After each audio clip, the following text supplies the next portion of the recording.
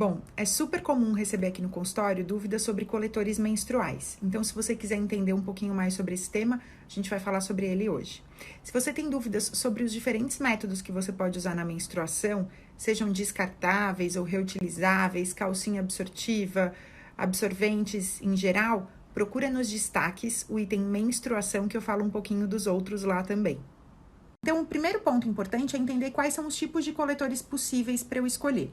O primeiro deles, mais conhecido, que você já deve ter visto em algum lugar, é o copinho. O copinho tem para vender, inclusive, na farmácia, na sua forma reutilizável. E o segundo modelo, dependendo do fabricante, você pode encontrar tamanhos diferentes do coletor, de acordo com o número de gestações que você teve e o tamanho da sua vagina. Como isso varia de um fabricante para o outro, eu sugiro, assim que você escolher a sua marca, veja na embalagem. Possível para você escolher é o disco. O disco você dificilmente vai achar na farmácia para vender nesse modelo reutilizável ainda, mas você pode achar na farmácia para vender no modelo descartável. E depende da imagem do produto, ou entre no site para entender como que você tem que escolher o melhor tamanho para você. E se mesmo assim ficar alguma dúvida, conversa com a sua ginecologista. Outro grande questionamento é por quanto tempo eu posso usar o coletor.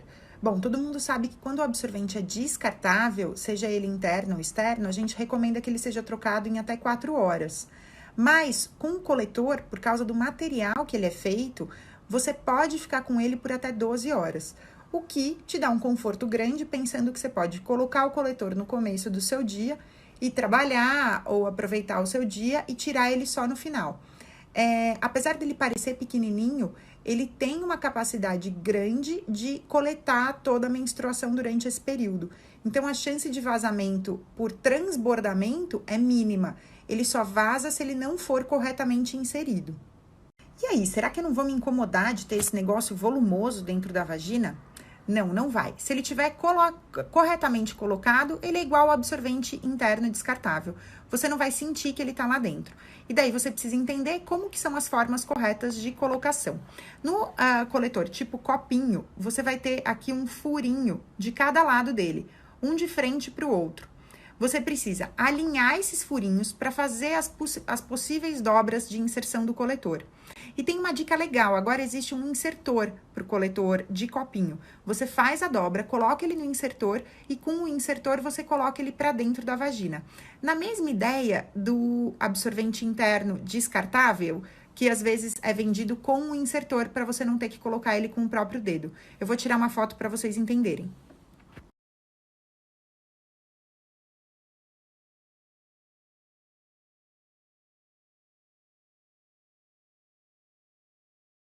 Bom, e daí vocês vão encontrar inúmeros tutoriais ou imagens na internet falando sobre as possibilidades de dobra para inserir o coletor. Eu coloquei na imagem anterior algumas sugestões, você vai encontrar a que for melhor e mais confortável para você. O ponto importante é entender que o posicionamento do copinho fica logo abaixo do colo do útero e ele precisa estar inteiramente aberto dentro da vagina para coletar a menstruação, porque ele cria um sistema de vácuo, semelhante a um sistema de vácuo. Então, se você insere ele e ele não abriu inteiramente dentro da vagina, ele vai vazar. Não por transbordamento, mas por erro de inserção.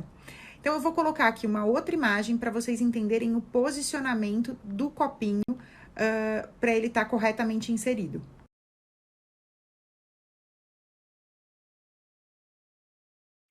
Bom, e a outra opção que a gente falou, que é o disco, não tem essa necessidade de sistema de vácuo. Então, ele não tem múltiplas dobras para inserção.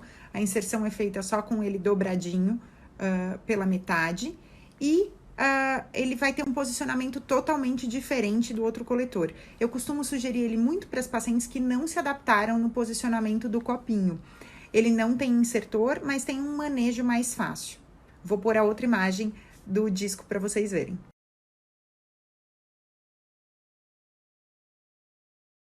Bom, falamos um pouquinho sobre os coletores. Não se sinta culpada se você não se adaptar a ele. Não tem opção certa para todas as mulheres. A grande beleza hoje em dia é que a gente tem muitas opções e cada mulher pode encontrar a melhor para ela. Se você ainda tem dúvidas sobre os coletores, me manda aqui e a gente segue conversando sobre esse assunto. Então, vamos lá às respostas das perguntas dos coletores. Muitas pessoas perguntaram sobre como retirar os coletores, então vou juntar todas essas respostas, tá? Depende do coletor. O coletor copinho, tem gente que acha que esse cabinho aqui serve para retirar, mas não é propriamente assim. Ele fica preso pelo vácuo, lembra? Então, quando eu vou tirar, eu tenho que introduzir o dedo pela vagina, dobrar aqui o coletor para permitir a entrada do ar e daí puxá-lo para baixo. Esse cabinho vai servir mais como um apoio. Então, eu introduzo o dedo, dobro o coletorzinho aqui, nessa posição tá difícil, deixo que entre o ar e puxe. Se eu simplesmente puxar ele pelo cabinho, o vácuo vai dificultar a saída, então não vai ser fácil de tirar ele assim. O coletor em disco, ele não trabalha com aquele sistema de vácuo, então para retirar ele vai ser mais fácil. Duas alternativas. Existe uma marca que tem essa cordinha aqui que vocês estão vendo, e daí basta você segurar e puxar pela cordinha que o coletor vai vir. Se o seu coletor não tem a cordinha, é do tipo desse descartável ou mesmo reutilizável sem a cordinha, você precisa enganchar o dedo aqui nessa abinha, nesse aro cor-de-rosa, para conseguir puxar ele. Se você tiver com dificuldade, lembrando que o coletor em disco fica mais profundo na vagina, pode ser mais difícil para determinadas pessoas manusearem, eu sugiro que você se agache. Quando a gente se agacha, a vagina fica um pouquinho mais curta e vai ficar mais fácil para você conseguir atingir, alcançar o coletor lá no fundo. Lembrando que coletor é tentativa e erro, é prática. Então, aos poucos, você vai adquirindo mais prática de manuseá-lo e vai ficando mais fácil. Mais uma pergunta sobre a retirada. Quando eu for retirar, pode fazer a maior sujeira? Pode, principalmente se você não tiver acostumada a manusear o coletor. Então, uma boa dica é como ele pode ficar 12 horas dentro da vagina, insira e retire no banho. Assim, se fizer sujeira, você vai ter como controlar facilmente, não vai ter que ficar se preocupando com isso. Depois você vai adquirindo facilidade e manuseio para fazer isso em outros lugares. E para encerrar nossa sessão de dúvidas sobre os coletores, uma pessoa me perguntou se ela pode usar o coletor depois do parto normal ou parto cesárea.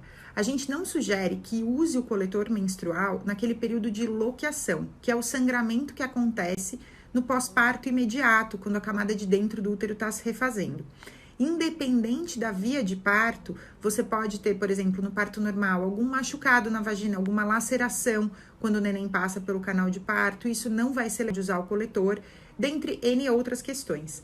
Mas, na sua primeira menstruação, depois do parto, quer dizer, amamentei, introduzi o alimento, comecei a menstruar, enfim, essa menstruação pode ocorrer em diferentes momentos, daí sim você pode usar o coletor e não tem restrições se foi parto normal, se foi parto cesárea. O que tem é a determinação do tamanho do coletor de escolha, que determinadas marcas têm tamanhos diferentes para quem já teve gestações ou não.